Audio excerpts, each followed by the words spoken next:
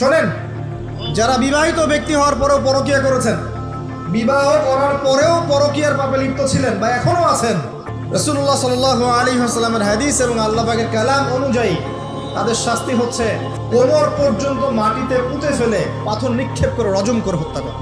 Islamic বক্তা আবু তোহা আদনানকে নিয়ে এবার তার স্ত্রী সাবিকুন নাহার আরও বিস্ফোরক অভিযোগ করলেন।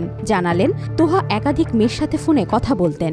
এছাড়া এয়ার হোস্টেস নারীর ছবি ও ভিডিও প্রকাশ করলেন সাবিকুন নাহার। এক ফেসবুক পোস্টে সাবিকুন নাহার এসব বিস্তারিত লিখেছেন।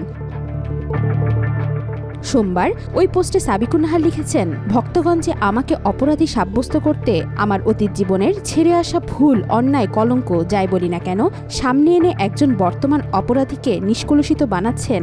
এটা কি আহকামুল হাকিমিনের কাঠগড়ায় আদৌ মার্জনীয়? তিনি বলেন, ভক্তরা বলছেন ৩-৪টা আরও বিয়ে করবে, সমস্যা কোথায়? আপনাদের কাছে আমার প্রশ্ন, কত মেয়ের সাথে তিনি কথা বলবেন, পিক নেবেন, একান্তে বসবেন, প্রতিষ্ঠানের নিয়োগের নামে ইন্টারভিউ নিয়ে হোয়াটসঅ্যাপে যোগাযোগ করবেন, কত মেয়ের সাথে আর কত বছর? অতঃপর সুলাসা রুবায়া দাবি থেকে এ যোগাযোগ, অনুভূতি আদান প্রদান হালাল থেকে হারাম হবে কত বছর পর, কত মেয়ের সাথে সময় কাটানোর পর? বেবি দেখাশোনা করার জন্য একটা মেয়ে রাখা হয়েছিল, তার সঙ্গে তোহার যোগাযোগ ছিল অভিযোগ সাবিকুন নাহারের। এছাড়া আরেক মেয়ে, তার মা ক্যান্সারে আক্রান্ত রোগী ছিল, তার মার জন্য টাকা উঠানোর সুবাদে মেয়ের সাথে নিয়মিত যোগাযোগ ছিল।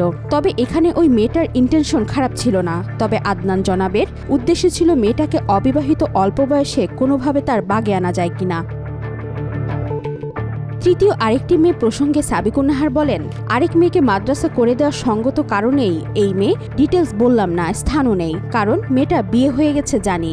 এদের সবার সাথে তার হালাল সম্পর্ক, যেখানে তোহা নিজেই বলে তার নারী সংক্রান্ত সমস্যা আছে, মাহরাম দেখলেও প্রবলেম হয়।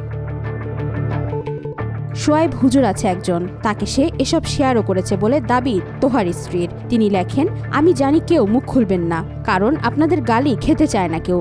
প্রয়োজনে সত্য মরে যাক, মিথ্যার জয় হোক, তবুও তারা কেউ কথা বলবেন না।